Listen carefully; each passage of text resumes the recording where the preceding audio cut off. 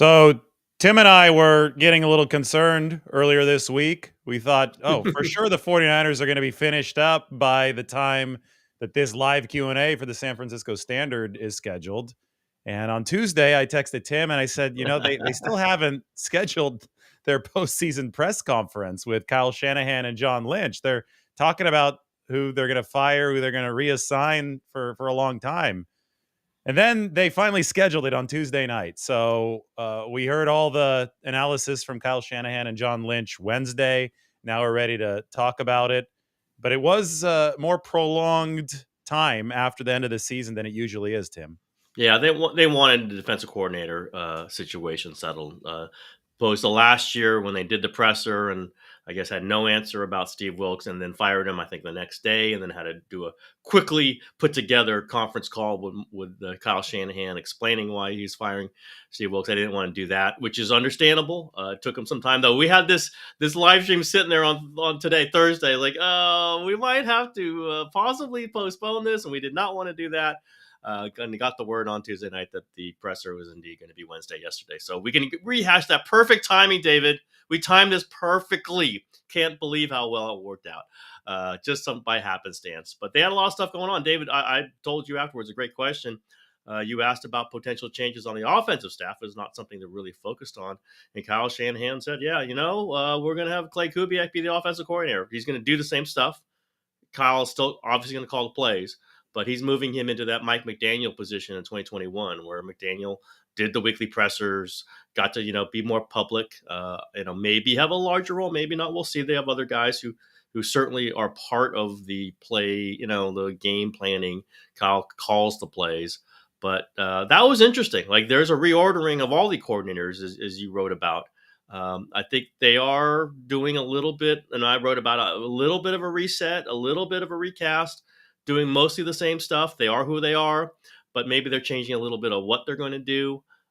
David, what did you make of kind of the coordinator shuffle? I think that they're more open to big changes on defense than they have been at any point of this regime.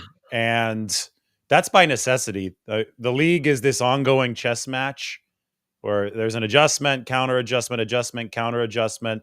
I think that the one sign that we need to track following this defense next year when we're looking at performance and style is how often they're blitzing. Because I think some of the best defenses in the league, you look at the Brian Flores defense in Minnesota, you look at what Spagnuolo is doing in Kansas City. The trend now is the blitz, and I think that's actually been what has sunk some of these Shanahan style offenses. I mean, look at the Detroit Minnesota game. Aaron Glenn, I know that Detroit was just decimated defensively, but he blitzed 60-70% of the time, went out of character even for them, and that's what scuttled the Minnesota offense and won Detroit the number 1 seed. Anyway, the 49ers had the 3rd lowest blitz rate in the league.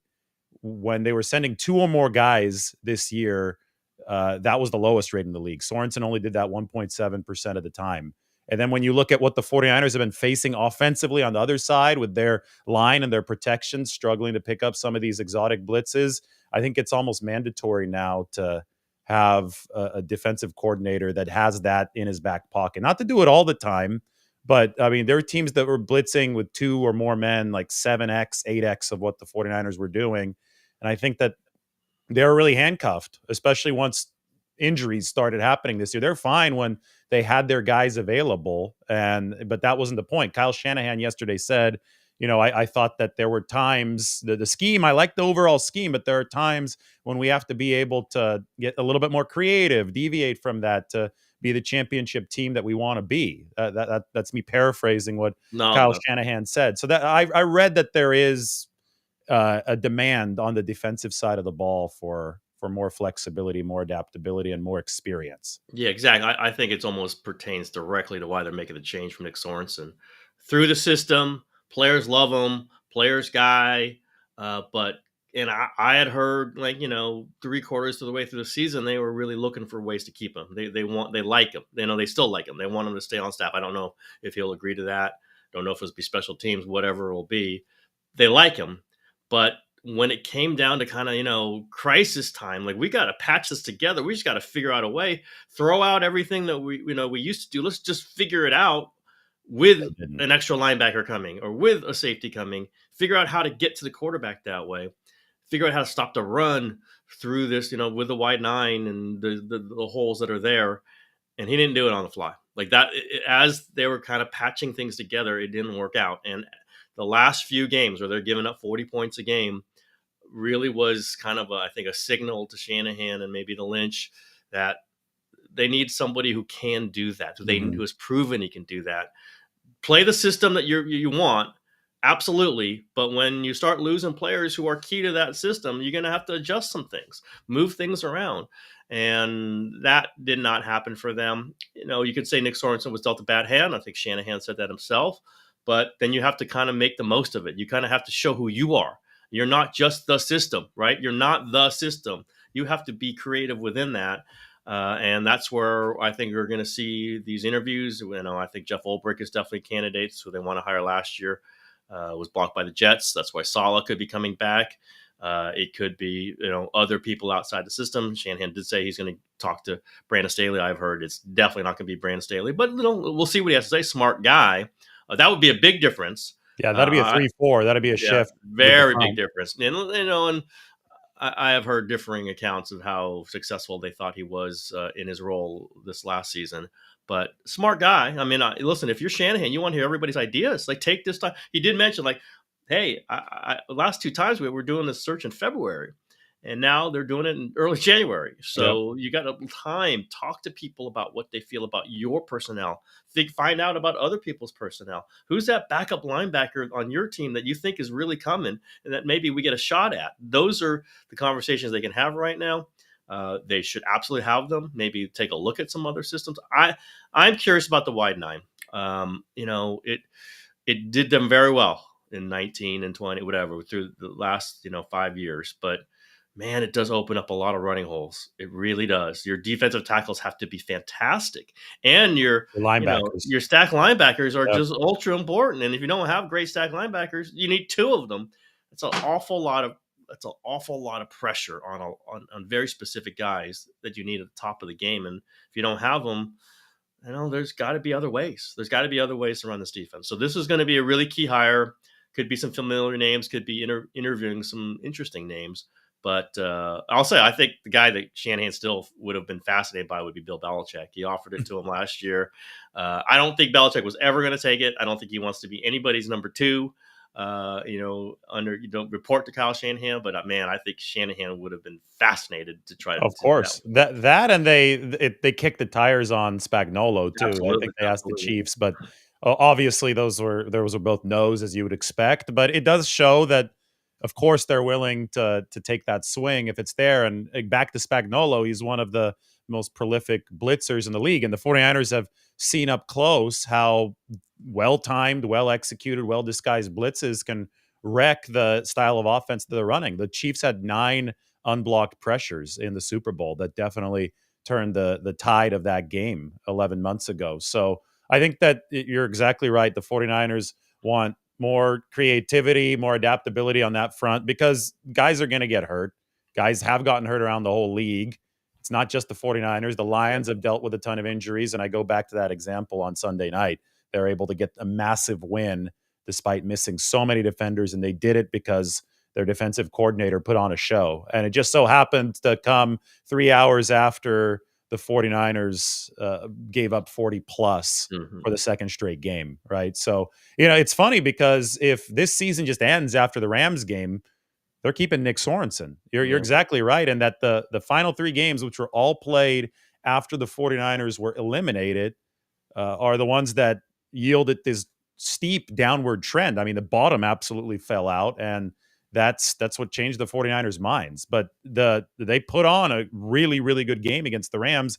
The only thing the defense really did wrong in that game was that they dropped 2 should-be interceptions from Matthew Stafford, but they were in good position. They had Nick Bosa back, Talanoa Hufanga back, and they had Greenlaw back for a half. But ultimately, they only had Greenlaw for a half plus 4 snaps in Miami. So 34 snaps on the season. And I'll tell you what, two security people at Levi Stadium yesterday, as I was leaving, I was saying bye. They asked me the same question. Somebody on the street asked me about it too. This is the player. I think this is one of the favorite players of the 49ers fan base. I'm being constantly asked, is Dre Greenlaw going to return next year? That seems to be on the top of everyone's mind. And yesterday, Kyle Shanahan had explained, guys, this is a fluid situation. Yep. Even we don't know yet. And I think this is one of the trickier ones that we've dealt with in a while, Tim, when we're appraising whether or not a player will be back and we're talking about his contract. I know we were standing in the locker room discussing this the other day. Nobody's really sure what Dre Greenlaw's value on the market's going to be, because on one hand, he returned from an Achilles tear looking as explosive as he had before, just 305 days later. And that, to me, was jaw-dropping. But on the other hand, he only lasted 34 snaps this year. So he's checked the box of explosiveness, which I think is borderline miraculous that soon after the Achilles. But he hasn't checked the box of durability. And then there's all kinds of other variables in this, including, will the 49ers stick with the wide nine? Who's the defensive coordinator next year?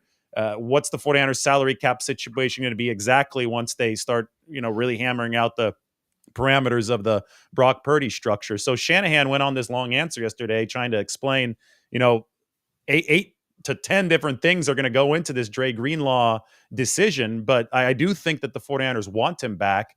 The question is, will it be possible? Will it be feasible given all the other dominoes? Yeah, is there a defense coordinator out there on another team that says, I got to have this guy? That's kind of what Aziz Alshire when D'Amico wanted to get him, and the 49ers could imagine. Now, he was not coming off an injury, he was not coming off a starting role, but will there be a similar situation? I don't think so. My guess is there's not that huge salary out there. You can't. How could you possibly predict that this guy's going to be able to play 17 games next season? It's likely that he will not. Whatever games he's going to play, he's going to be great because we saw it. But we also saw the way he moved after that game. David still froze in my mind. Like, he could barely walk, literally could barely walk. It's an NFL body after a game like that, after coming back from what he came back from. Can the 49ers give him a 1-year deal, make it right by him? And he is, broken his body for you. We know that. And 1 year, $8 million, 1 year, $7 million. Well, I don't know, build incentives and let him use that as a platform to his next contract.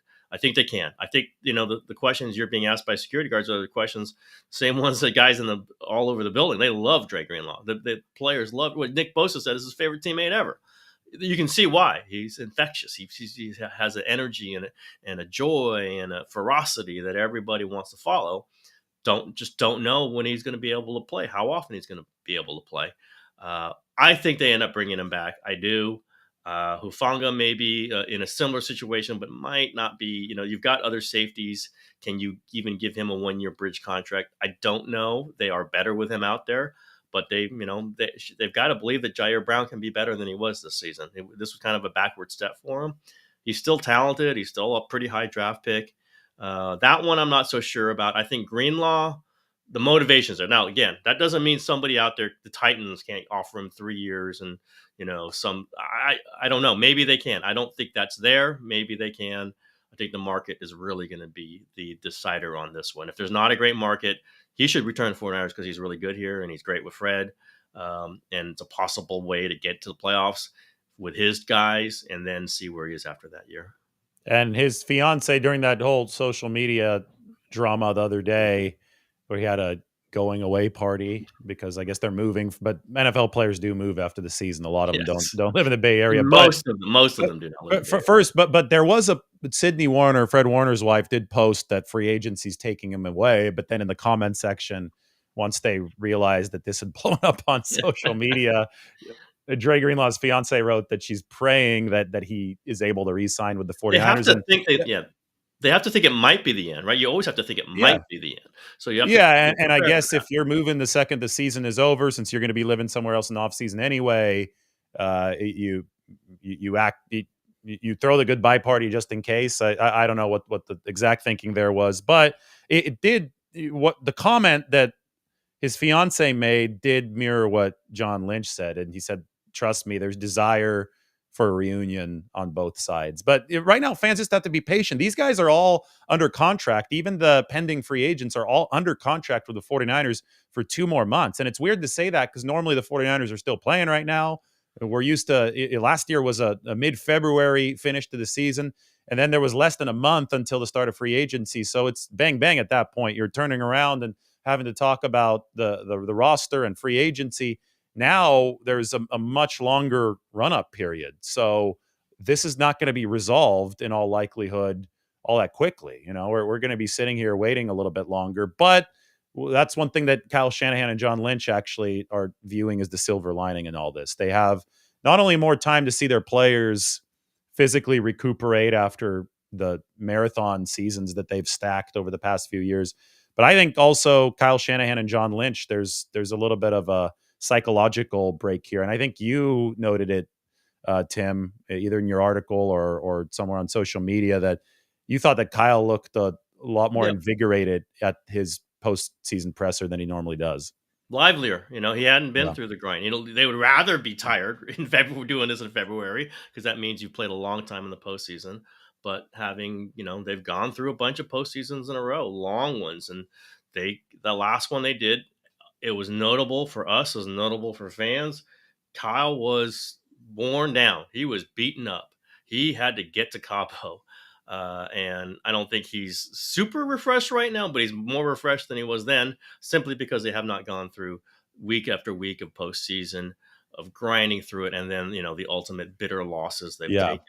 Well, there's no And shock at this point, right? You accepted the end of the season already 3 weeks ago, like as far as yes, your championship exactly. And hopes. you've done some of this thinking already, not all of it.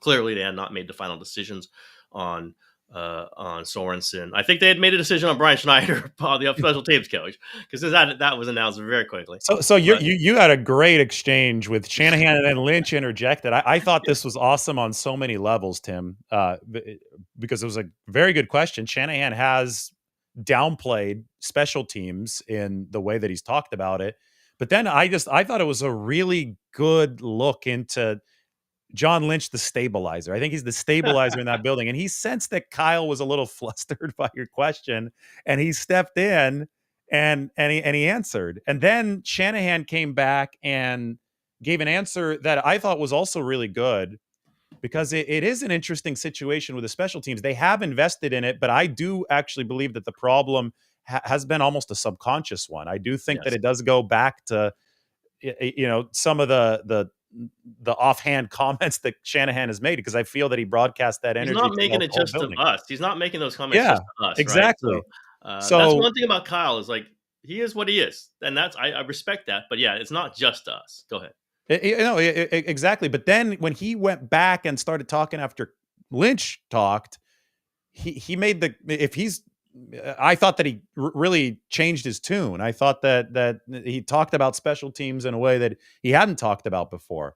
And that might be the change, the shift that the 49ers need, because they have players, they have depth on this roster that they have George Odom, who's the NFL special teams tackles leader for 2 years. They used the third round pick on a kicker, although that kicker probably isn't going to be the guy for them. And Mitch Wishnowsky was also hurt, the punter, the fourth round punter. But still, they have invested there. But I do think that the issue is more subtle. And I think you got at that with your question. And I just appreciated the entirety of it. I appreciated Lynch stepping in. I appreciated Kyle speaking. I don't know. What was it like from your perspective? Well, he was zeroing in on me. That's fine. Kyle and I have a relationship. We can go back and forth. He's like, "What do you mean? What's the example of that?" And I just said, "Yeah, you don't know. You don't go out for your kickers tryouts." And that wasn't the greatest examples of when he put me on the spot. That's fine. I could have said, "You don't even know the name of your kicker sometimes," which is what he said about Matthew Wright, I think. Uh, and again, the joking is part of it. It is part of it. Yep. It's like he does not care, and he doesn't mind if you know he doesn't care. And so I had Josh about the APs, obviously friend of mine, friend of everybody, and he came up afterwards. Hey, I see Kyle told you, put you on the spot because he's joking that he does care about special teams. And I say no. I think the reaction was he knows I know that I'm right. Like he doesn't care about special teams. He can't say that, so he was going to be little playful, little sarcastic, whatever he is, and that's entirely cool. But he does not care, and he doesn't want to pretend he cares that much. Like other head coaches care more. Other head coaches care about the same, but say they care. And he isn't going to pretend he's going to be out there for the freaking kickoff drills. He's not going to be there. I get it. John Harbaugh is, right? Pete Carroll in his history was, Andy Reid's hired the best special Well, teams coach in history, Dave Top. I have mean, you but yeah, seen Tim? Have you seen the Belichick video when he's asked about long I know. snapping? Yeah, he loves it. He So loves so it. yeah, he gives a 10-minute answer about the history of long snapping, and you could tell he is just obsessed. And Yep. guess what?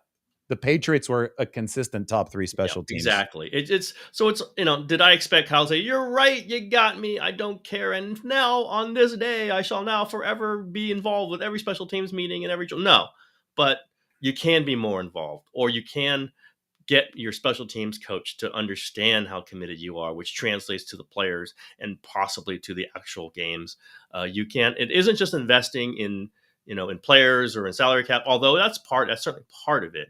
But it's just like part of it, like you've never try a fake punt, you never try a fake field goal, you never do anything exotic. I think that kind of leads you like they're just kind of get through the game plays, right? He just wants to get through them, and he doesn't want to win with them, and that just kind of is like year after year or year of this. I think that's an explanation. Maybe not one game, 1 year, but the whole totality. There has to be a overarching reason for some of this other special team, Richard Hightower. It's these teams under these special teams under different years, different times, different players, different kickers, and they usually stink. So I just thought it was an interesting moment. You're right. It was the whole thing. The Lynch jumping in was hilarious because he just didn't want it. Like I think he just didn't want it to get fired. I don't know what he wanted, but it was He didn't want it to fine. go viral. He thought that could Exactly. be Yeah. contentious. Yeah. And that's okay. I could have rattled off more example, whatever. Again, I think people understand and Kyle understands and I understand we're good. It's just there's going to be some moments like that because I'm going to raise that topic and see what his answer is. Very compelling, I thought, and happy to provide it for everybody. Kyle and I are happy to provide content, but there is let's see who the special teams coach is. Let's see if there's really like Kyle is embracing it. It's going to be hard to exactly tell what that means. It's nuanced, but maybe stroll out there early at practice. David, have you ever seen Kyle out there early in practice when they're doing special teams drills? No, I haven't. No, no, he just And doesn't do it. He doesn't do it. yeah, and I think his reaction, the defensive reaction, said it all. And but I do think it hit such a code red situation critical this year that you can't ignore it.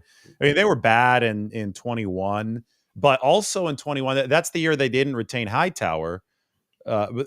Very ironically, that season, it was special teams that won them the game in Green Bay, the snow game, because Green Bay special teams was even worse. Like Green Bay special teams in 21 was probably the equivalent of the 49ers special teams this year. Although this year they lost, if you looked at the advanced metrics, they lost 65 expected points of value on special teams alone. Wow. So I think they were like minus 40, minus 50 in point differential.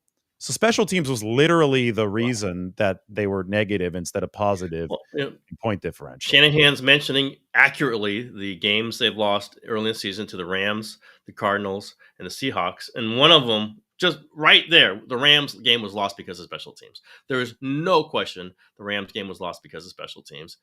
That could have turned the season. That game could have turned the season. And the Arizona game, your kicker got hurt. That was Yeah, also literally lost by special exactly. teams. Like when he's saying that, I think there's a partial.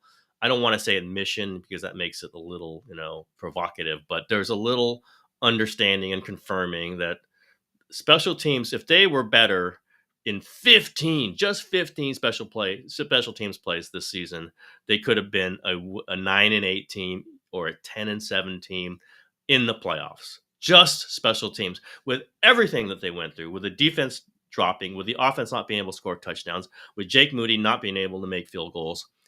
All through that, if they just cover it right and they protect against fourth down fake punts, they could have been in the playoffs. I don't know how good they would have been in the playoffs, but they could have. And Shanahan mentioning those games was partly, I think, a defensive thing because the defense did fall apart at the end of those games.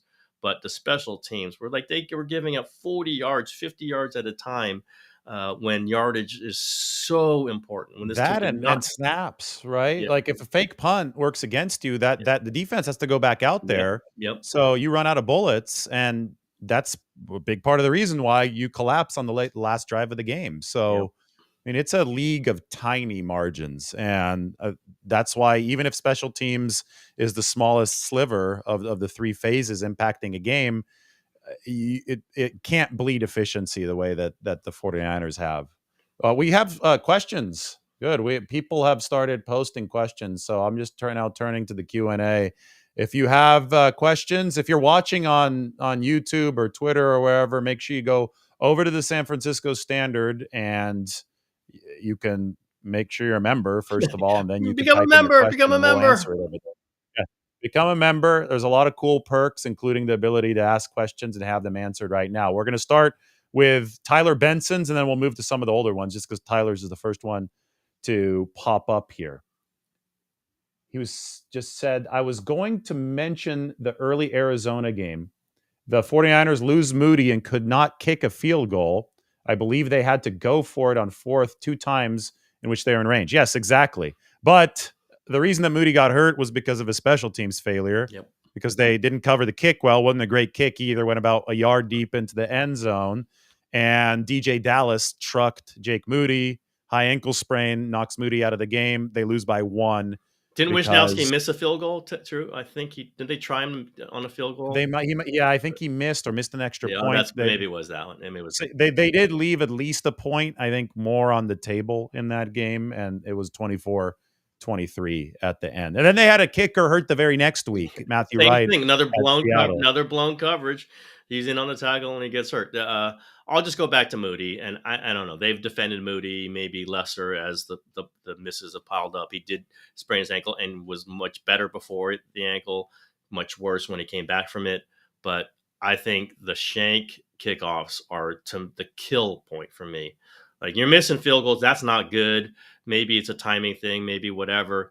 But when you can't kick the ball and you're kicking it short of the landing zone, which he did twice in the Bears game, twice. He kicked it short of the landing zone, so the Bears get the ball at the 40.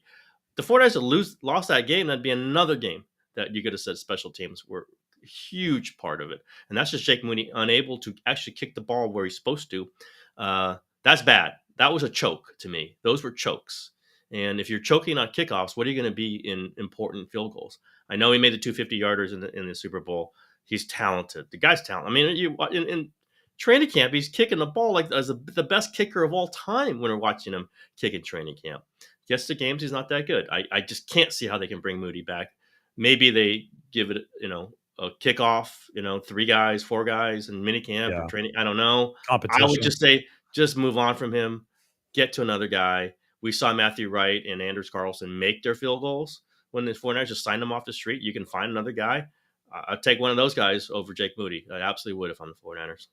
It's going to be really interesting. I think they're afraid of him being scooped up by another team and then looking good. I think that's – but he was a Schneider guy, and that Schneider was the one that ran him through the big workout. Yeah. And Schneider's going to be gone. And if they bring in a special teams coordinator from outside the building, he might have a guy that he really wants that's available. So I think that's another TBD at this point, especially since Brian Schneider is – no longer there. Tyler Benson also reminds us of Chase McLaughlin back in 2019, who's now a good kicker, right? But really he's also the one that hit the tunnel in the game against Seattle. He got a lot of ridicule for that. He should have. It was a huge kick, and he missed it badly. And Jennifer Lee Chan had the video of it, like the ball coming at her in the tunnel. I thought he was actually pretty good then, other than that kick. Like, again, kickers go through bad stuff, and they go to another team, and they're good. So that is one reason Matt Barrow says all the time, don't draft them because they're going to be bad in their first time around. Get them on a second or third. Never invest, certainly a third-round pick. You're just not going to get the best of the guy. Get them on the third time around, the fourth time around. And that... Like with Robbie Gold. They signed him absolutely. Like, there's guys that you just want after they've been through it a few times. And Jake Moody is not capable of going through it this one time. He might be really good for somebody else. Let him be good for somebody else. I just don't think he's going to be good for the 49ers. Eric Hansen asks, Kyle has the pedigree and has come up short in 3 Super Bowls, including Atlanta. Why not get Gruden and kick Kyle upstairs? Yeah. None of that's happening. And I was always, why is Shanahan the only offensive coordinator who has signed a loss in a Super Bowl? He's the only one. You don't ever hear, oh, the coordinator lost that game.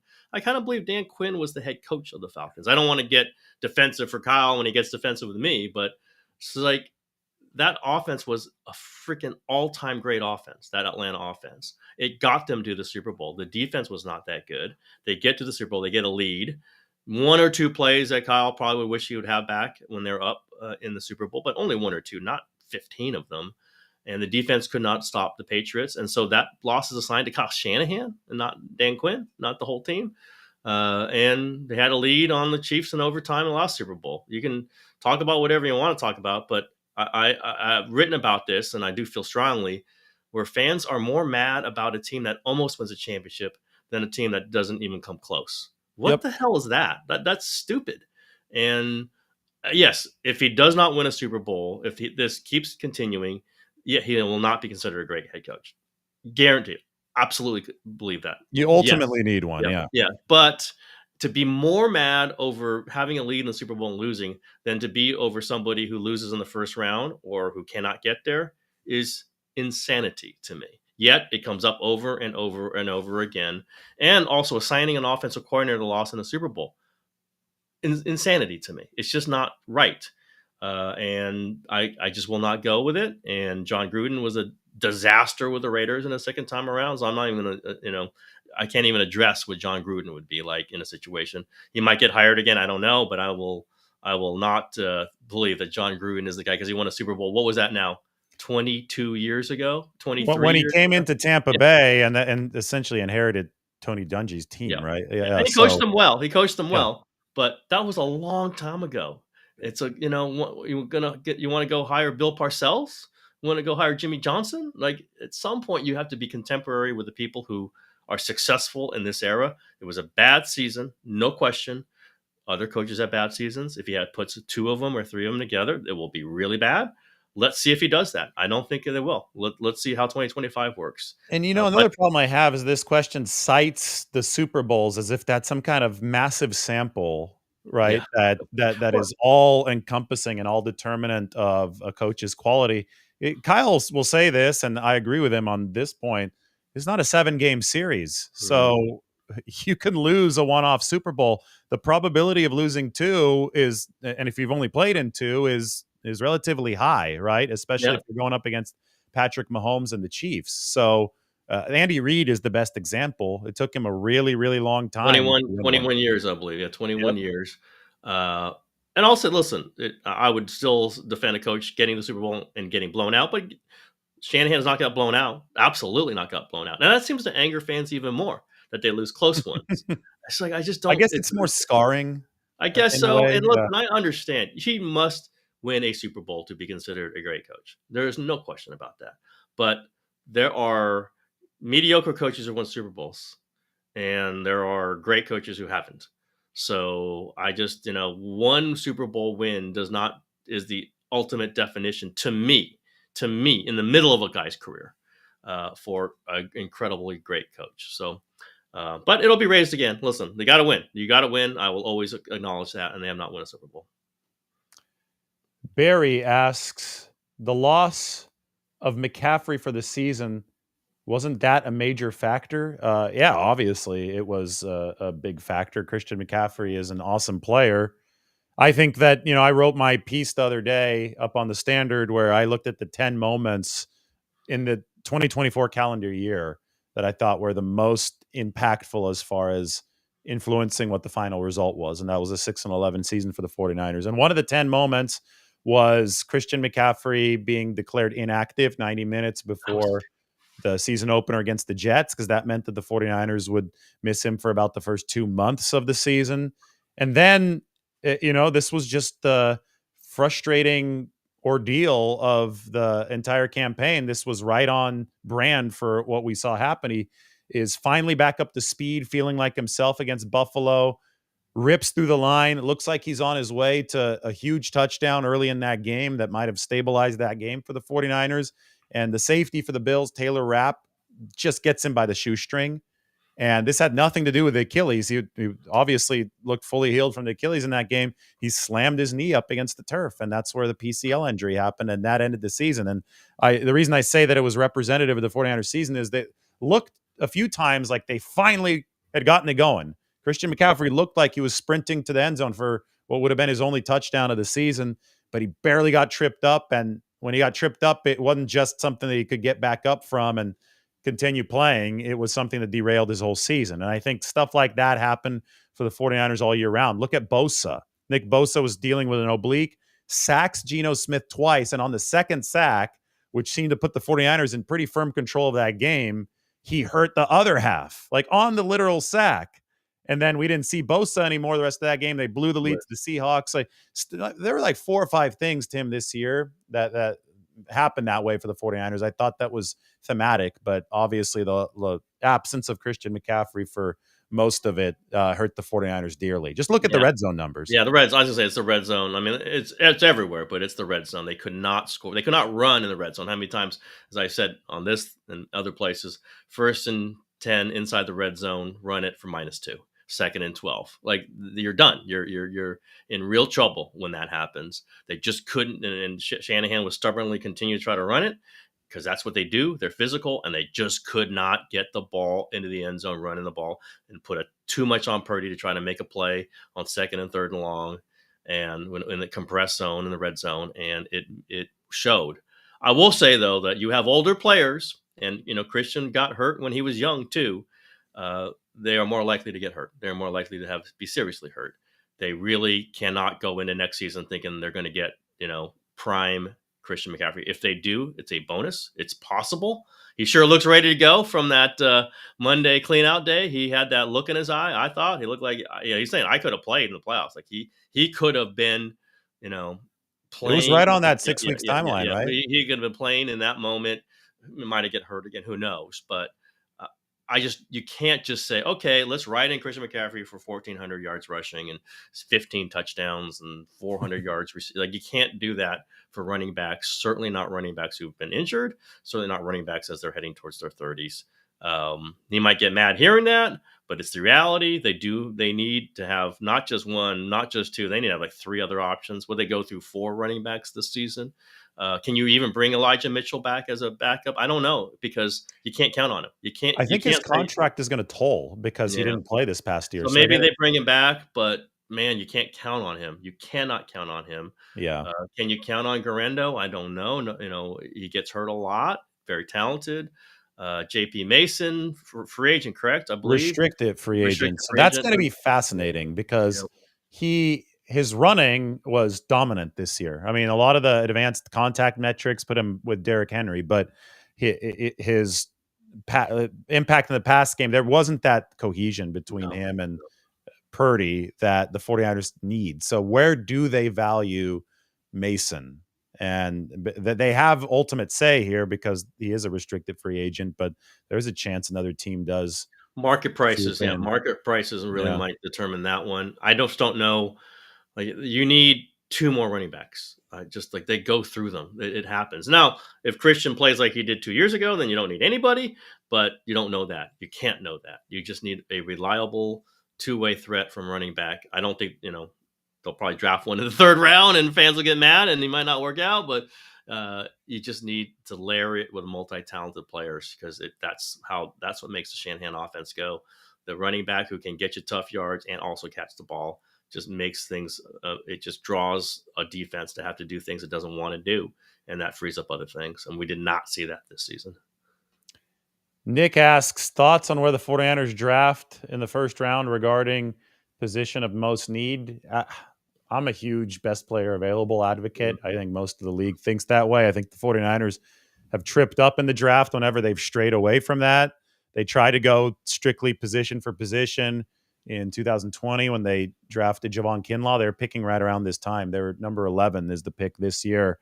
And obviously that didn't work out. They wanted to replace DeForest Buckner. And I don't count the quarterback discussion into all of this, but obviously they were very specifically targeting Trey Lance, and that didn't work out in 2021. But every bit of data about the draft suggests that it's a crapshoot, that even in the 1st round, you can't be sure of a player being a good player. So you're just trying to maximize your chances. You're throwing darts against the wall.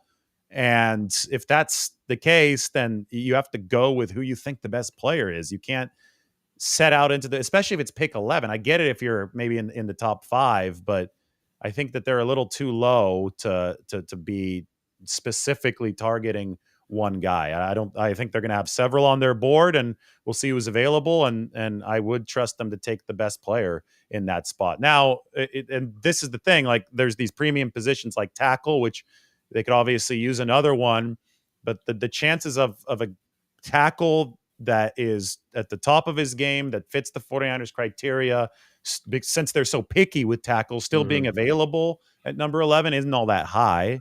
So again, I always just go back to my best player available mentality. I normally totally agree with that, and it would probably even agree with it here. But I am also of the belief is if you don't invest in offensive line year after year after year, you eventually just have to do it. You just like you it can't always be the perfect guy. You just have to get a guy who you think might be good and then draft and then take another guy who might be good and sign another guy who might be good, and maybe one of them is their answer at right tackle. Maybe one of them can be slip over to left tackle when Trent Williams retires. You can't just say we will only take the perfect guy. If it is not the perfect guy, we don't want him. They're at a point now where they just need options. They need pieces that they can move into place. Jalen Moore might be one of them, but we'll see. I believe he's a restricted free agent, or whether there's a contract issue there. Um, I just think you need to layer in options. They're just so short of them right now. And maybe that's not the right pick at 11. Maybe you got to move up, maybe cost some more draft capital. I think if you're turning this franchise over to Brock Purdy, and they made it pretty clear, that's what they are. And I thought it was pretty clear when Brock Purdy said it on Monday, I'm the guy. Brock, you know Brock Purdy. We know Brock Purdy. He does not say, I'm the guy, unless he's been told that specifically by Kyle Shanahan and John Lynch. And they made it clear yesterday. That's what they think. Kyle Shanahan said he wants Brock to be there as long as he is. This is an investment emotionally. Will be investment financially. Well, there's other investments you can make for Brock Purdy, like get him a tackle, get him someone that can help carve out a running game that they did not really have this season, especially in the red zone, to score touchdowns, and also can block the pass rush. They were not a disaster this season. They just weren't good, and they need to be good in a Kyle Shanahan offense. John Alt is fourth pick or whatever it was a Chargers guy. I'm like, yeah, this is not at 11, but someone like that, can they move up to get someone who can approximate that, even if he isn't the perfect Kyle Shanahan blocker? And I know Kyle is, as you said, he thinks he can get somebody in the fourth round who's going to be just as good as you can get with a 20th pick. I understand it. I understand the philosophy. I don't think you can do that anymore because they have a bunch of middle level talents that doesn't combine to make a very good offensive line. You just need to get talent that you coach, that you blend with, that you figure it out with, and then maybe he actually does turn into your kind of guy. And then you have a high level talent who's one of your guys. McGlinchey was, their only first round draft pick as an offensive lineman. I know fans hated him. He gave them really good years. He could sign for a huge amount of money with Denver. He's not a good tackle, but someone they could just plot in there at right tackle, and they didn't have to think about replacing him, as opposed to everything they've done since then. I would say go away from their strict adherence to it has to be the perfect tackle to take in the first round, and just take the one who's there. And there were some tackles they could have taken last year instead of Ricky Pearsall. They passed on them. Now, they weren't great tackles, but they're tackles that would be an option. And I just think they need an option. They can't just turn their nose on someone who isn't their perfect guy at such an important position. That's what Well, my belief. remember too, and this is probably a worry for a little bit later in the draft, but or wherever they try to obtain players through free agency, they need to address left guard and center. Yes, that too. It's it's the offensive line is really interesting to me because it got significantly better on the right side this year. It was a disaster on the right side last year, but Pooney was a big revelation for the 49ers, and McKivitz took a step, and I think it was because he was playing next to Pooney. I think there was a lot of benefit there. You still you could use an upgrade there, but they weren't atrocious anymore on the right side, but they regressed severely on the left because A, Trent Williams was hurt for a lot of the season. B, Banks got worse in a Mhm. contract year. Maybe he was dealing with some injuries. I know he was on and off the report. And Brendel definitely regressed, and that might have been because of the knee tendonitis that was sidelining him over the offseason. So just knowing this system and knowing Kyle Shanahan, he's treated one tackle spot and center as premium positions in the past. That's what he's paid for in free agency. They didn't in the case of Brendel. I think that they saw a bargain there that paid off for 2022 and a lot of 2023. But toward the end of 2023 and through 2024, there were real diminishing returns. And I really think they need an upgrade at center. And Banks is going to be a free agent. So what are they going to do at left guard? So the, this draft or this just entire talent acquisition window in the offseason, they do need to stock up on the offensive line. That's what I really focused on after the Miami game. That was a disaster in terms of protection. And there were some games that were better and there were some games that were worse. But when you're getting blown up in the middle, and especially in a scheme where the center is identifying the rushers and the protection and setting all that, then the quarterback's not going to have a chance. And if they're going to invest in Purdy, which they will, you have to give him a chance. That line has to be at a certain level of competence in pass protection and in run blocking to set up that pass protection. Like you do that stretch run, it doesn't work if you're taking all that time to get to the outside when guys are flowing up the middle and you have no cutback. You're done. All they have to do is stretch it out, and then they have those guys blasting up the middle, and you're done. You're losing 2 yards. I've said this before. I'll say it again. You mentioned the multiple positions. If you can draft a tackle, play him at right, you move Pooney to left guard, and you move McKivitz to right guard. There's my solution. You still need a center, but that helps 3 positions, in my opinion. 3 positions. And they've been looking for adaptable linemen for years. So they believe all the linemen they have on the roster right now, not all of them, but a lot of the linemen they have, Pooney included, they believe can play multiple positions. So they're set up to do what you're talking about. I just think I don't think McKivitz is a left guard. I think Pooney is much more of a left guard. And you can make McKivitz, who I think is a decent player, not a great player, but maybe much more suited to being inside. Just like if you can start doing that, then you really put together an offensive line that starts to make sense. And then that right tackle who's young, if you draft the right guy, can be your future left tackle. Like how many things can you answer with one draft choice? That's my thing. Again, maybe it's not their 11. Maybe they can't move up to 8 or, there's like one tackle I think that seems to be a top 10 guy. I forget who it is. A Texas guy, I think. Maybe they can't get him. I think they probably can. Throw in a 2 or whatever, and you're solving 4 positions, 3 positions maybe, and then you sign veteran center who knows the system, and then all of a sudden like a weakness turns into potential strength.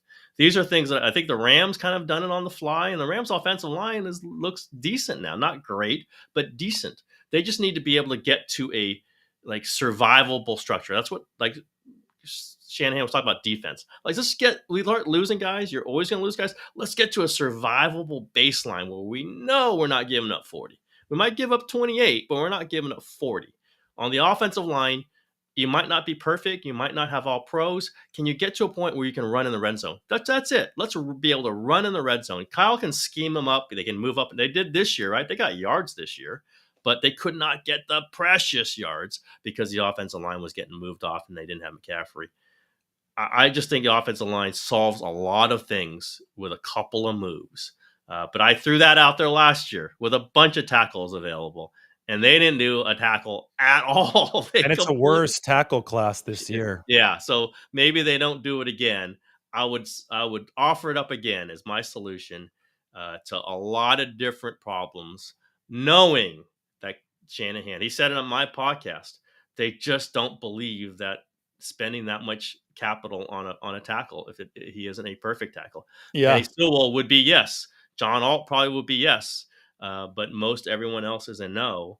And then you end up just kind of going, wait a minute, now we kind of could use a tackle here, just any tackle, and they don't have that.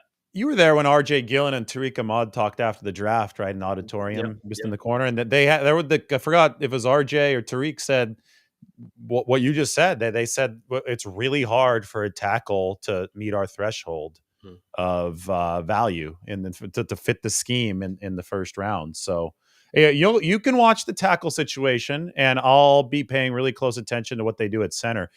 Chris Dahlman's son is going to be a free agent. Drew Dahlman out of Stanford. I thought that he would have been a really good fit 4 years ago. He was drafted by the Falcons. So that could be somebody that the 49ers bring in.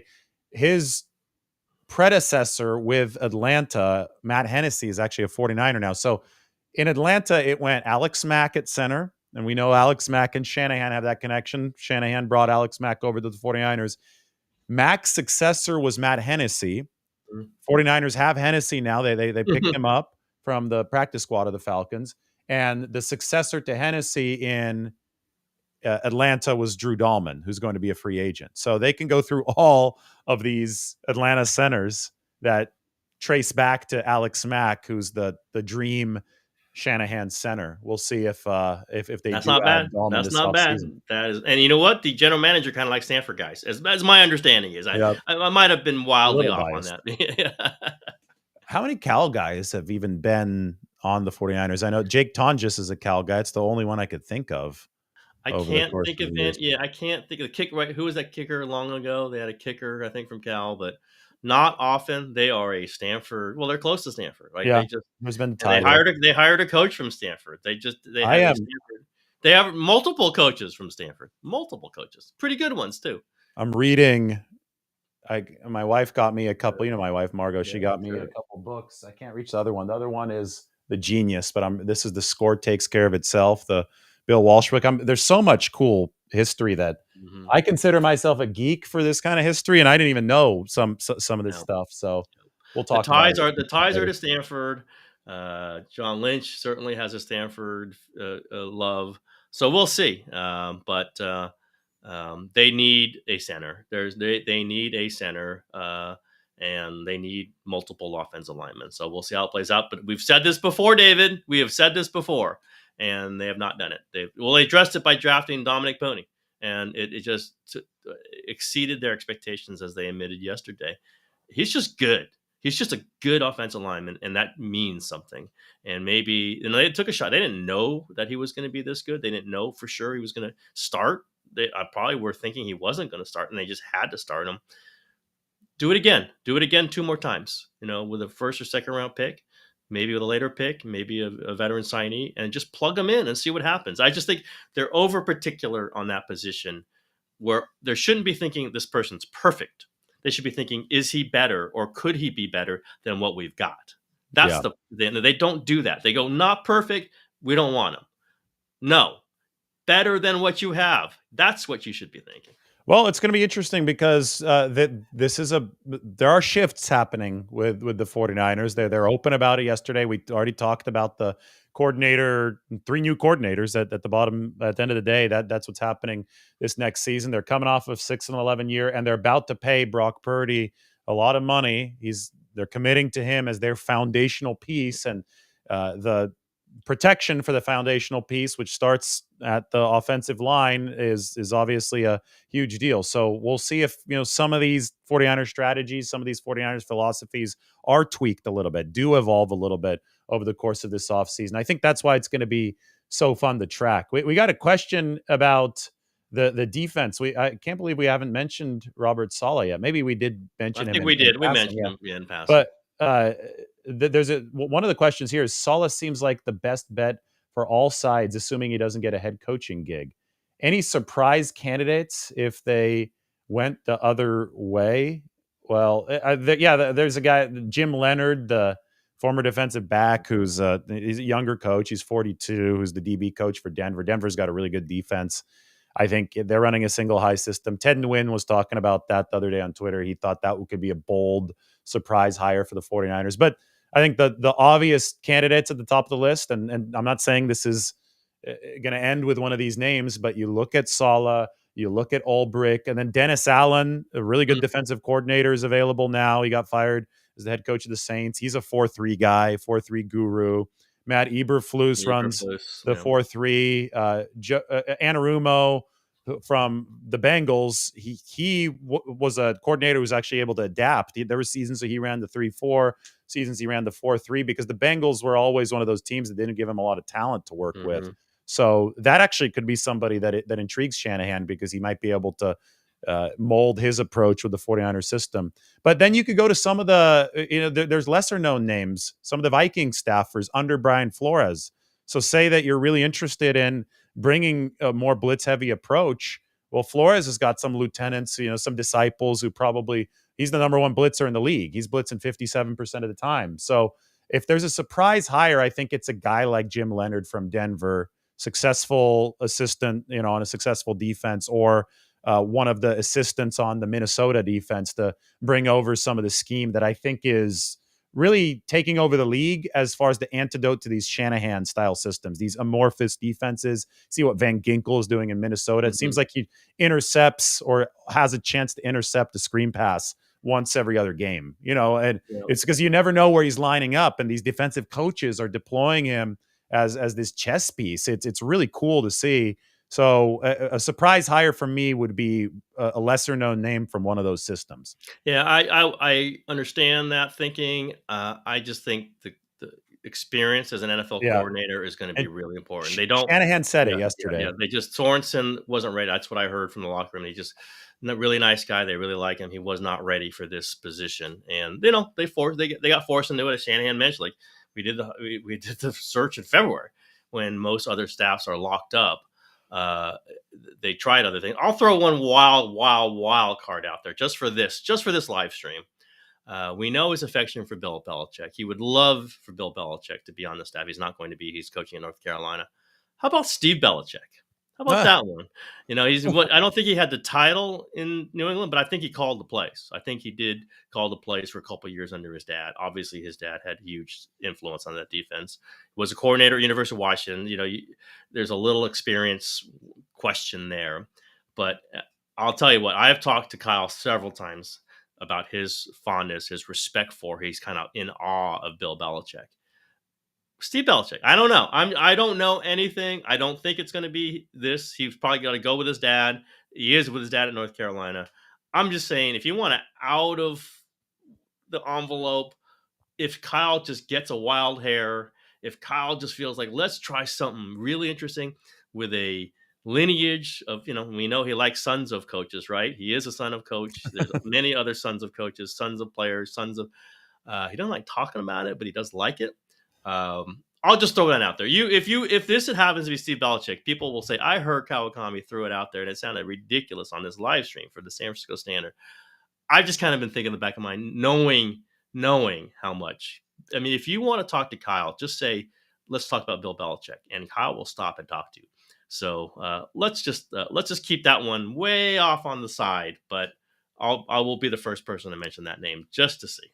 The comment here from Grant says that there are a lot of great defensive coordinator options out there in like the last 2 years. Yeah, a lot of that is because the 49ers have gotten a head start on it Yep. in January. So what's interesting though, I don't know if they're going to zero in on Robert Saleh or not. That there's the Josina Anderson report that they were planning to offer him. I don't know if that came from Saleh's agent or what, but there is a danger though that if you do zero in on somebody who is interviewing for head coaching jobs, that draws out a little bit, and then you don't want to be left standing in the game of musical chairs. So I think the 49ers will want to move on this relatively quickly Yep. to make sure that they do get their pick out of the impressive pool of defensive coordinator talent that's there. I'll throw another name, Patrick Graham, who was a Raiders defensive Yeah. coordinator. Did a nice job with them.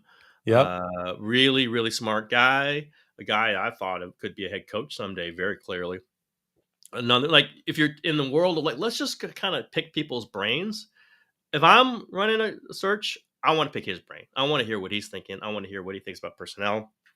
That's a name. And I don't know that they're going to interview him. I don't know how this is all going to work, but that's a name I'd put on the list too.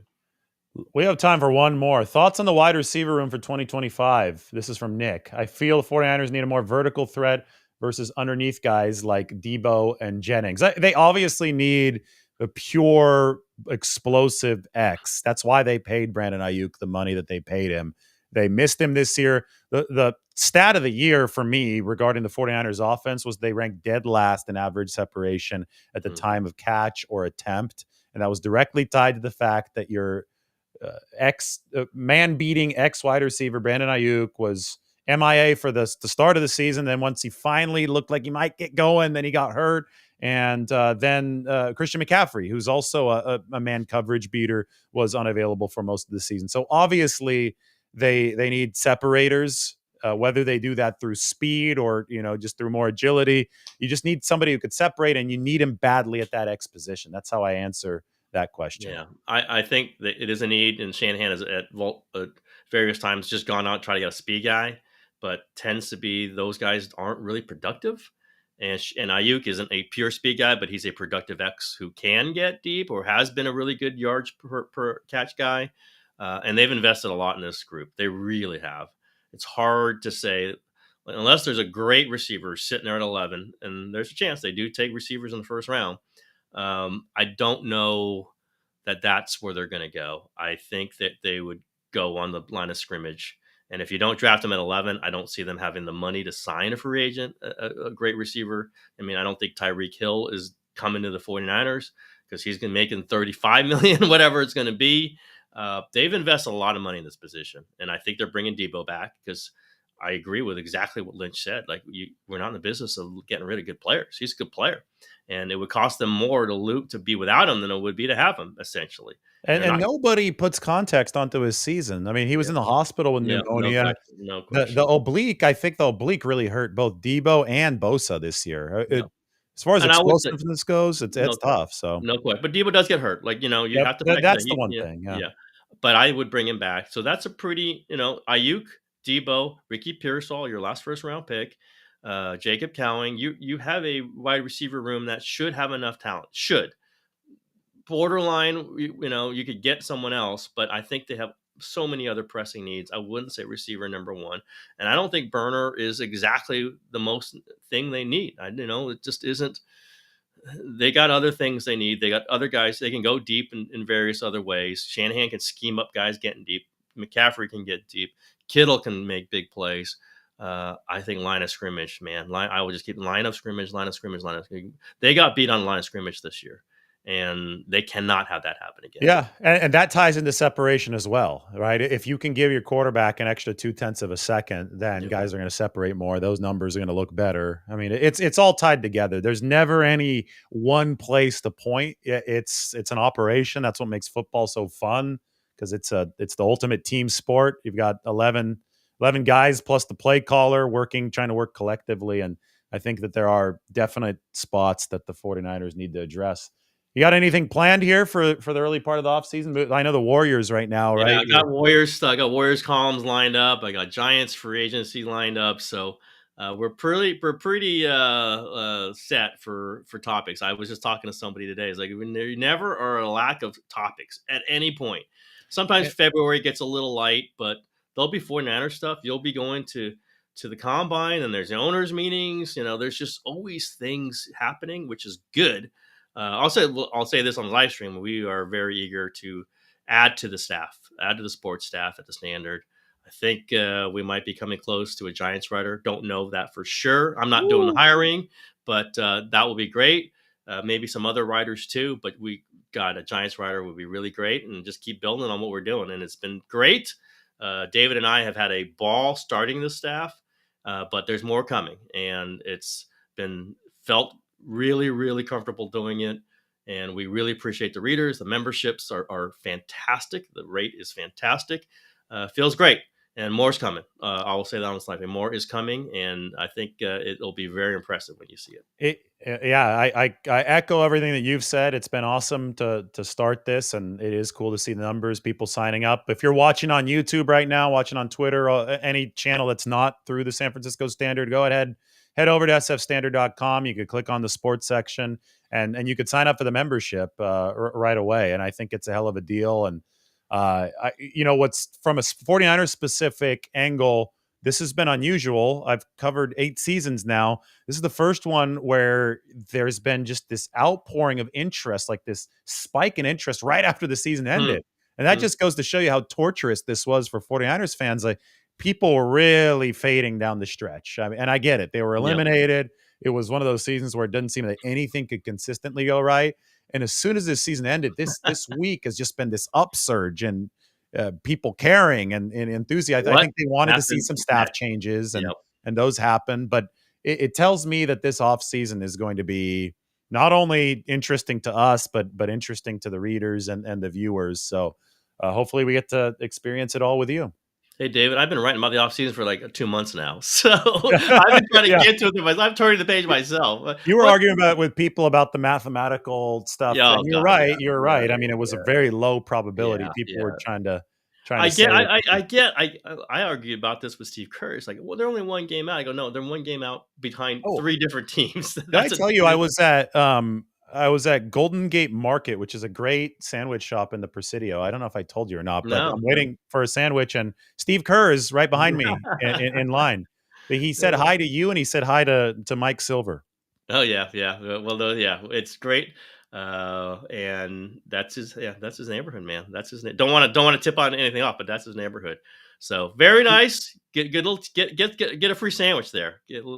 I Mention will them. say, this is one of the cool things I think about San Francisco and the Bay Area. Like, this is just it's an awesome sandwich shop. The Boys Deli and Golden Gate Market, they're related. I think they're relatives running both of the stores, and you could get I get the Sandlot's a really good sandwich. They got Dutch Crunch and all that, but it's so down to earth. And then somebody like Steve Kerr, he's just going to sit there, and he had his dog with him, and he was standing in line, and there's no special treatment or anything. It No. wasn't like he phoned in his order and then just ran out. He waited in line behind 5 people, and I got to do a double take. I'm like, oh, I never met him before too. So I asked him if the Warriors were playing that night because I was about to head down to Santa Clara for the Detroit game, Mm. and I think they were playing Cleveland Yeah, they that were playing night. that. So, They played that night. They absolutely played that night. yeah, So yep. all good, all good. David hobnobbing with everybody there. Come, all good. Steve Kerr. In Well, I fact, mean, that was second only to the time I ran to the Jimmy Garoppolo at Starbucks, that's right.